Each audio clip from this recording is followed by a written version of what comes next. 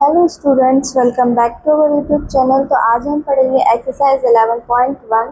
Question number first है हमारा, following are the car parking charge near a railway station up to. मतलब ये कह रहा है कि हमारी जो कार है उसका कार पार्किंग का चार्ज कितना लगेगा रेलवे स्टेशन पे। तो देखते हैं, 4 आवर्स का लग रहा है हमारा 60 रुपीज़, 8 आवर्स का लग रहा है हमारा 100 रुपीज़, 12 आवर्स का लग रहा है 140 रुपीज़ एंड 24 आवर्स का लग रहा है 180 rupees. Check if the parking charge are in direct proportion of to the parking time.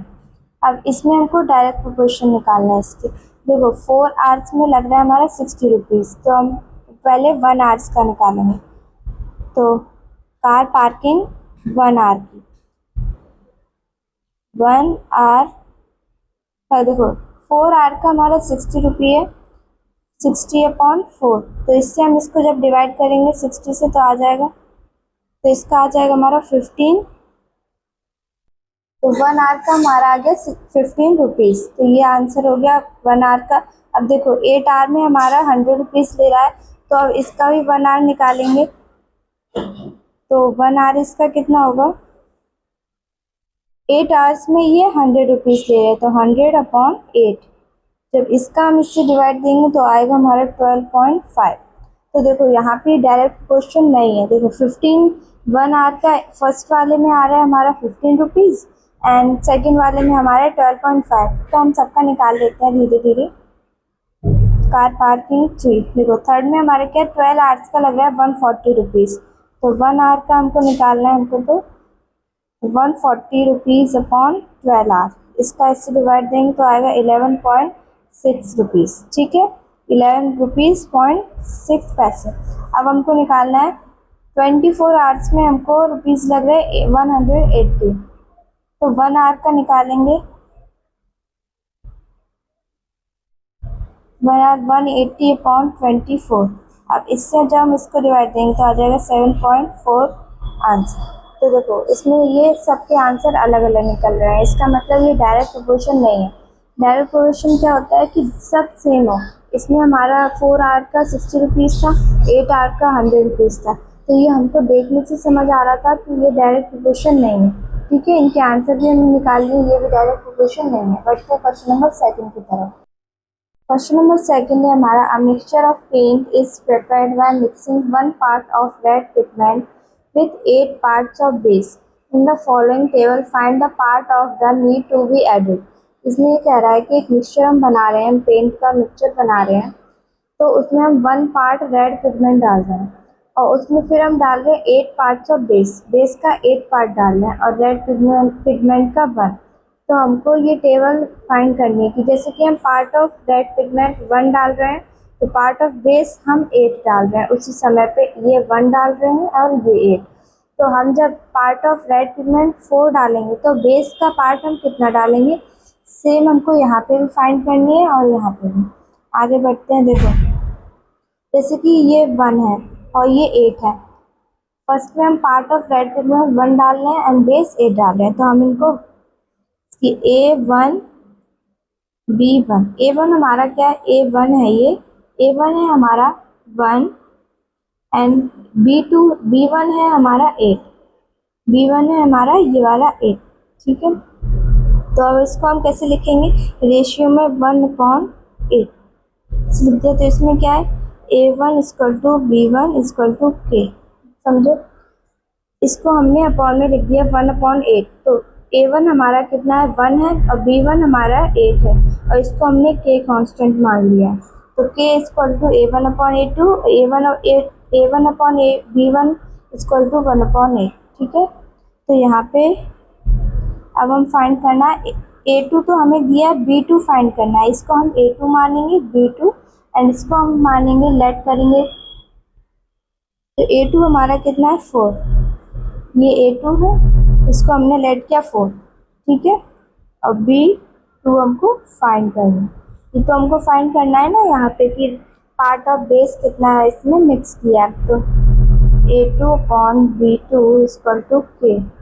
यहाँ से हमने इसको कांस्टेंट गिवन ले लिया। A2 हमें कितना दिया जा रहा है 4 और B2 फाइंड करना है। अब देखो K की जगह पे हम क्या लिखेंगे, A1 अपॉन B1। अब A1 हमारा कितना 1 है और B1 हमारा 8 है, इसको हमने लिखा। अब सेम इसका हम क्रॉस मल्टीप्लिकेशन कर देंगे, तो 1 का मल्टीप्लाई B2 से करेंगे, 1 का मल्टीप्लाई B2 से करेंगे, अब 4 का मल्टीप्लाई 8 से करेंगे, तो कितना आ जाएगा B2 इक्वल टू 8 का मल्टीप्लाई हम करेंगे 4 से, तो आ जाएगा 32। तो यहाँ पे हम जब पार्ट ऑफ रेड पिगमेंट 4 डालेंगे, fourth part of red pigment डालेंगे, तो हमको पार्ट ऑफ बेस कितना पड़ेगा हमारा इसमें 32। ठीक है, ऐसे हम इनका भी निकालते हैं। अब देखो यहाँ पे हमारा ये जो 7 है, 7 को हम लेट करेंगे A3 लेट किया हमने 7 को, और हमको फाइंड करना है B3 यहाँ पे B3 को फाइंड करना है, तो A3 upon B3 equal to K। ये कांस्टेंट हमने यहाँ से गिवन ले लिया है। तो हमारा देखो B3 कितना है 7 अपॉन A3 हमारा 7 है, अब B3 हमको फाइंड करना है। K की जगह हम देंगे जैसा हमने यहाँ लिया था 1/8, क्योंकि ये तीनों एक दूसरे के इक्वल हैं। K की जगह ये भी ले सकते हैं और ये भी। ओके, तो इसका मल्टीप्लाई हम करेंगे इससे, B3 multiply 1, 7 multiply 8, B3 7 multiply 8 करेंगे तो कितना आएगा हमारा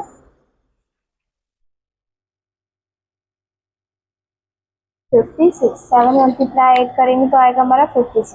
तो यहाँ पे ये जो हमारा पार्ट ऑफ रेड पिगमेंट है हम 7 डालेंगे, तो बेस का पार्ट हमको 56 डालना पड़ेगा। ओके, आगे बढ़ते हैं। अब हम करेंगे 12 का फाइंड।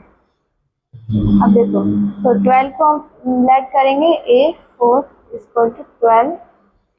अब हम यहाँ पे जो हमको फाइंड करना है वो हमारा हो जाएगा B4 इक्वल टू फाइंड करना है, तो इनको अपन अपॉन में लिख देंगे A4 upon B4 equal to K। अब देखो यहाँ पे हमारा A4 क्या है 12 है, जैसे कि हमारा B3 यहाँ पे 7 था, तो B4 इक्वल टू K की जगह 1/8। अब 12 का मल्टीप्लाई 8 से करेंगे क्योंकि क्रॉस मल्टीप्लिकेशन कर देंगे हम। B4 multiply 1 equal to 12 multiply 8, B4 12 8 से 96, 12 8 से 96 आ गया। अब हमको यहाँ पे 96 लिखना है। अब देखो पार्ट ऑफ रेड पिगमेंट जब हम 12 डालेंगे पार्ट्स, तो हमको बेस के 96 पार्ट्स डालने होंगे। करते हैं 20। अब देखो A5 इक्वल टू 20, तो हमको फाइंड भी करना है B5 इक्वल टू फाइंड करना है, तो A5 अपॉन B5 ये हमने अपॉन में इसको लिख दिया। अब हमारा इसको K, जैसे कि हम यहाँ पे भी करते आए, इसको कांस्टेंट K के इक्वल टू कर लेंगे, गिवन है ना हमें यहाँ पे। तो A5 हमारा कितना है यहाँ पे 20 है, 20 अपॉन B5 हमको फाइंड करना है, B5 फाइंड करना है, और K की जगह 1/8 लिखेंगे। अब इनका इससे क्रॉस मल्टीप्लिकेशन कर देंगे, तो B5 multiply 1 equal to 20 multiply 8, 20 multiply 8, B5 equal to 28, 20 का मल्टीप्लाई 8 से करेंगे तो आ जाएगा 160। यहाँ पे भर देंगे 160। ठीक है, तो हमने सारे पार्ट्स इसके फाइंड कर लिए। बढ़ते हैं आगे। क्वेश्चन नंबर 3 हमारा, in question 2 above if first part one part of red pigment requires 75 ml of base, how much red pigment should be mixed with 1800 ml of base? इसमें क्या कह रहा है कि जब हम 1 part of रेड पिगमेंट डालते हैं तो हमको कितना 75 ml बेस डालना पड़ता है। तो हम जब 1800 ml बेस डालेंगे तो हमको रेड पिगमेंट कितना डालना पड़ेगा, ये हमको फाइंड करना है। तो देखो लेट, अभी हमको इसमें तो 1 पार्ट ऑफ रेड पिगमेंट दिया है 75 ml में, 1800 ml का हमको बेस दिया है, तो हमको इसका रेड पिगमेंट फाइंड करना है, तो वो हम इसको लेट करेंगे। Let the part of red pigment, इसका हमको फाइंड करना है, इसको हम क्या लेंगे लेट बी मार्क कर लेंगे, रेड पिगमेंट को हम मान लेंगे x,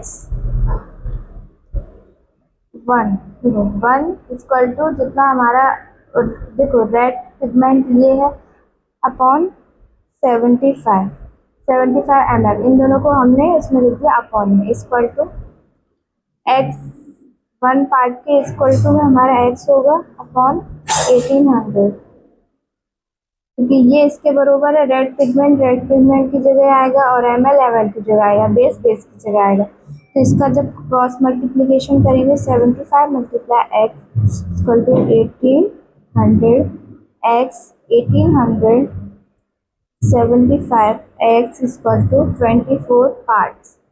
अब क्या बोला है कि हम जब हम इसको 1800 ml ऑफ बेस डालेंगे तो हमको 24 पार्ट्स डालने पड़ेंगे रेड पिगमेंट के। ओके, तो यही फाइंड करना था और ये हमने फाइंड कर लिया। बढ़ते हैं क्वेश्चन नंबर 4 की तरफ। क्वेश्चन नंबर 4 है हमारा, a machine in a soft drink fills 840 bottles in 6 hours. How many bottles will it fill in the 5 hours? मतलब एक सॉफ्ट ड्रिंक मशीन है वो हमारी 840 बोटल्स फिल कर रही है 6 आवर्स में। 6 घंटे में वो 840 बोतल को भर रही है, तो 5 घंटे में वो कितनी बोतल्स को भरेगी? ठीक है, यही फाइंड हमको करना है कि 5 आवर्स में वो कितनी बोतल्स को फिल करेगी। लेट, अभी हमको उसका बोतल पता नहीं है कितनी बोतल वो फिल करेगी, तो हम उसको मान लेंगे एक्स, लेट कर लेंगे उसको एक्स। ठीक है, तो देखो 5 आवर्स में वो कितनी, आवर्स लिखते हैं यहाँ पर, 5 आवर्स 6 आवर्स में वो कितनी बोतल फिल कर रही है? 840 बॉटल से। ओके, और देखो 5 आवर्स में वो कितनी बोतल्स को फिल करेगी? 5 यहाँ लिखा, 5 आवर्स में वो कितनी बोतल को फिल करेगी? एक्स। हमको अभी पता नहीं है, वही तो फाइंड करना है, तो एक्स। तो जैसा ही लिखा है इसको ऐसे लिख के हम अपॉन में कर लेंगे, इक्वल टू 5 अपॉन एक्स। इसका जब हम क्रॉस मल्टीप्लिकेशन करेंगे 6 मल्टीप्लाई एक्स 5 मल्टीप्लाई 840, तो एक्स 5 मल्टीप्लाई 840 अपॉन 6, तो हम इसको इससे काटेंगे, एक्स इक्वल टू, अब इसका क्या आ जाएगा? 6 1 6 6 140, तो ये डिवाइड हुआ 5 मल्टीप्लाई 140 इक्वल टू एक्स। इसका जब इससे मल्टीप्लाई करेंगे तो कितना आएगा हमारा? 700, और ये आंसर हो गया। जब हमारी 6 आवर्स में ये 840 बोटल्स को फिल कर रही है, तो हमारी 5 आवर्स में ये 700 बोटल्स को फिल कर रही है। करते हैं नेक्स्ट क्वेश्चन की। क्वेश्चन नंबर 5 है हमारा, a photographer of a bacteria in large 50,000 times attain a length of 5 cm as shown in the diagram. What is the actual length of the bacteria if the photograph is enlarged 2,000 times only what would be its enlarged length? देखो, एक photographer है, bacteria को इलाज करा है 50,000 times, तो उसकी length आ रही है 5 सेंटीमीटर। तो हमको ये बताना है कि उसकी एक्चुअल लेंथ क्या है बैक्टीरिया की, और जब हम उसको 20,000 टाइम्स उसको हम इनलार्ज करेंगे तो उसकी लेंथ क्या आएगी। ओके, तो यहाँ पे क्या है, एक्चुअल लेंथ पहले हम फाइंड करते हैं। एक्चुअल लेंथ, यहाँ पे हमको एक्चुअल लेंथ भी फाइंड करनी है। ये एक्चुअल लेंथ इसकी क्या है? 5 तो ये कितना है? 50,000। तो इससे हम इसको काट देंगे 1 0 0 0 0 0, तो इसका आ जाएगा 1 अपॉन 5 जीरो आ जाएंगे। ठीक है, आगे बढ़ते हैं। देखो यहाँ पे 4 जीरो है, तो 4 जीरो कैसे हम लिख सकते हैं? 1 अपॉन 10 की पावर 4, 10 की पावर 4 क्योंकि इसके पास 4 जीरो। अब हम इसके ये अपॉन हटा के लिखेंगे तो आ जाएगा माइनस में। जब हम इसको अपॉन हटा के लिखते हैं तो ये माइनस में हमारी पावर आ जाती है। ओके, तो जो इसकी एक्चुअल लेंथ है वो है हमारी 10 की पावर -4। अब हमको फाइंड करनी है इसकी एक्चुअल लेंथ, अब इसको फाइंड करनी है अब हमको फाइंड करना है इसकी जो 2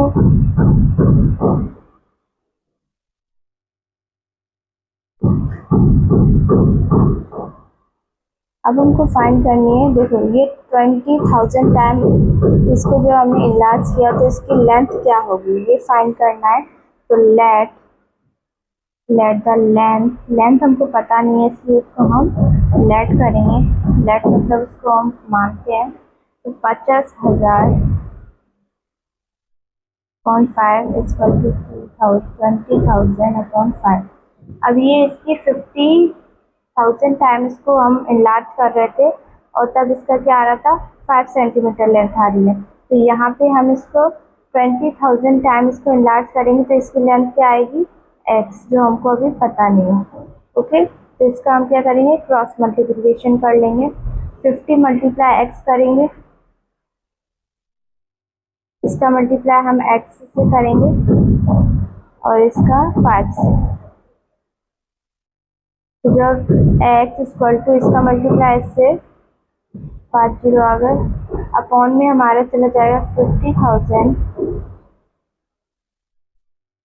0 से 0 कट जाएंगे, 5 × 5 5 × 10। तो x की वैल्यू क्या आ जाएगी हमारी 2 सेंटीमीटर। जब हम इसको 20,000 टाइम इसको इनलार्ज करते हैं तो इसकी लेंथ आएगी हमारी 2 सेंटीमीटर। ठीक है, दोनों आंसर हमने निकाल लिए। फर्स्ट था एक्चुअल लेंथ हमारी इसकी ये है और इसका लेंथ ये है। बढ़ते हैं आगे नेक्स्ट क्वेश्चन पे। क्वेश्चन नंबर 6 से हमारा in a model of a shape the mass is 9 centimetre high. Question number 6 से हमारा in a model of a shape the mast is 9 centimeter high while the most of the actual shape is 12 meter high. If the length of the shape is 28 meter, how the long is model shape? इसमें ये कह रहा है कि एक model shape है, उसकी जो मास्ट है वो 9 सेंटीमीटर हाई है और while the most actual shape, और वहीं पर एक्चुअल शेप की हाई कितनी है 12 मीटर हाई है। The length of ship is equal to 28 metre और लेंथ है उसकी 28 metre. How long the model ship? तो जो हमारी मॉडल शिप है मतलब मॉडल शिप की हमको क्या फाइंड करनी है, कितनी बड़ी है वो, कितनी लॉन्ग है। आगे बढ़ते हैं। फर्स्ट हम क्या करेंगे, हम लेट करेंगे मॉडल शिप की लेंथ को। तो let the length of the model ship की हमको लेंथ को इसको लेट करना है। तो एक्स हमने उसकी शिप की लेंथ को मान लिया। अब देखो लेंथ उसकी क्या है हमारी 28 मीटर उसकी लेंथ है। 28 मीटर शिप उसकी लेंथ है और मास कितनी उसकी 12 मीटर उसकी एक्चुअल शिप मास्ट। ओके, तो हमारी जो लेंथ है वो हमको फाइंड करनी है और मास्ट हमको दिए 9 सेंटीमीटर दिए। तो 28/12 जैसा लिखा है उसको हम वैसे लिखा रहने देंगे 9। क्रॉस मल्टीप्लिकेशन करेंगे तो x × 12 equal to 28 × 9, x equal to 28 × 9/12। तो हम इसको 3 की टेबल से काट देते हैं। 3 3 × 9, 3 4 × 12। ओके, तो 4 1 × 4 तो इसको 7, x equal to 7 × 3 equal to 21 centimetre. तो जो एक्चुअल लेंथ है हमारी मॉडल शिप की वो आ गई हमारी 21 सेंटीमीटर। ठीक है, ये हो गया इस क्वेश्चन का आंसर। बढ़ते हैं क्वेश्चन नंबर 7। क्वेश्चन नंबर 7 है हमारा, suppose 2 kg of sugar container 9 × 10⁶ crystals. How many sugar crystals are there in 5 kg of sugar and 1.2 kg of sugar? मतलब 2 kg शुगर है उसमें इतने क्रिस्टल्स हैं। हमको फाइंड करने हैं 5 kg शुगर में कितने क्रिस्टल्स होंगे एंड सेकेंड हमारा 1.2 kg ऑफ शुगर में कितने क्रिस्टल्स होंगे। फर्स्ट हम पहला वाला फाइंड करते हैं, 5 kg ऑफ शुगर में कितने क्रिस्टल होंगे। अब हमको क्रिस्टल फाइंड करने हैं तो उसको हम लेट कर लेंगे। Let the number of crystal be x हमने इसको मान लिया। तो शुगर हमारी किसने दी हमको केजी में, शुगर इस केजी 2 kg शुगर है हमारी और नंबर ऑफ क्रिस्टल कितने हैं 10⁶। ये हमारी नंबर ऑफ शुगर है। हमको फाइंड कितने केजी के करना है, 5 kg एंड ये कितना x, ये तो हमको फाइंड ही करना है तो x ले लिया। इसको हम ऐसे ही लिख लेते हैं अपॉन में 9 × 6 = 5/x। क्रॉस मल्टीप्लिकेशन कर देंगे तो 2 × x = 5 × 9 × ये आ गया हमारा x = 5 × 9 × 10⁶ 2 आ गया हमारा। अब हम क्या करेंगे, इससे ये हम काट देंगे, 2.5 आ जाएगा। x = 2.5 × 9 6 इसका जब हम इससे मल्टीप्लाई करेंगे 9 का 2.5 का मल्टीप्लाई 9 से करेंगे तो आ जाएगा हमारा 22.5 × 10⁶। x देखो अब हमको क्या करना है, ये जो पॉइंट है इसको हम यहाँ पे ले जाएंगे, तो इस पॉइंट को यहाँ ले जाएंगे तो मल्टीप्लाई करेंगे 10 से, क्योंकि एक जीरो के बाद पॉइंट है, एक नंबर के पहले पॉइंट है। 2.25 × 10 × 10⁶ तो आ जाएगा इसका 2.25 × 10⁷। एक जीरो और बढ़ गया इसलिए 7, तो ये आ गया 5 kg ऑफ शुगर में इतने क्रिस्टल्स होंगे। अब निकालने हैं 1.2 kg ऑफ शुगर में कितने क्रिस्टल्स होंगे, इसका भी हम लेट कर लेते हैं। Let the number of crystal be x। Sugar कितनी है, शुगर हमारी केजी में है 1.2 और हमारे नंबर ऑफ क्रिस्टल्स कितने हैं 9 × 10⁶। हमको फाइंड 2 kg शुगर में इतने क्रिस्टल है और हमको फाइंड करनी है 1.2 kg की, और इसका x हमने लेट किया है 2/9 × 10⁶ = 1.2 x। क्रॉस मल्टीप्लिकेशन कर देंगे इन दोनों का, 2 × x = 1.29 × 10⁶। x इसको यहाँ मल्टीप्लाई का है, यहाँ नीचे जाके डिवाइड का हो जाएगा, पावर 6/2। जब इसका जो हम डिवाइड है वो इससे देंगे तो कितना आएगा, x जब इसका डिवाइड हम इससे देंगे 4.5, 1.2 × 4.5 10⁶। x का मल्टीप्लाई इन दोनों को मल्टीप्लाई कर देंगे तो आएगा 5.4 10⁶। तो ये आ गया हमारे number of crystal in 1.2 kg sugar में। दोनों पार्ट्स इसके हमने फाइंड कर लिए। आगे बढ़ते हैं क्वेश्चन नंबर 8 की तरफ। क्वेश्चन नंबर 8 है हमारा, Rashmi has a road map with a scale of 1 cm representing 18 kilometre. Rashmi है वो रोड मैप को क्या कर रही है, 18 किलोमीटर को 1 सेंटीमीटर में नाप रही है की स्केल में। She drives on a road for 72 kilometre, what would be her distance covered in a map. तो जो 72 किलोमीटर है वो उसके मैप में कितना सेंटीमीटर होगा, और उसके मैप में 18 किलोमीटर का 1 सेंटीमीटर था। तो फाइंड करते हैं। Let the distance covered in map. अब हमको मैप का फाइंड करना है तो उसको हम x लेट कर लेते हैं।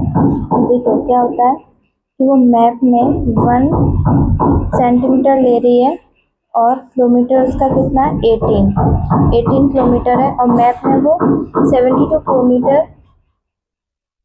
तो मैप में फाइंड करना है, समझ आया।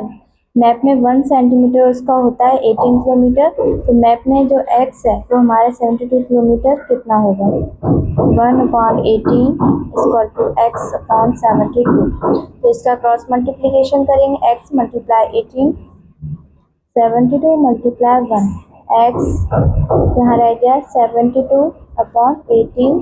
इससे इसको डिवाइड देंगे तो आ जाएगा हमारा 4 सेंटीमीटर। आंसर हो गया इस क्वेश्चन का।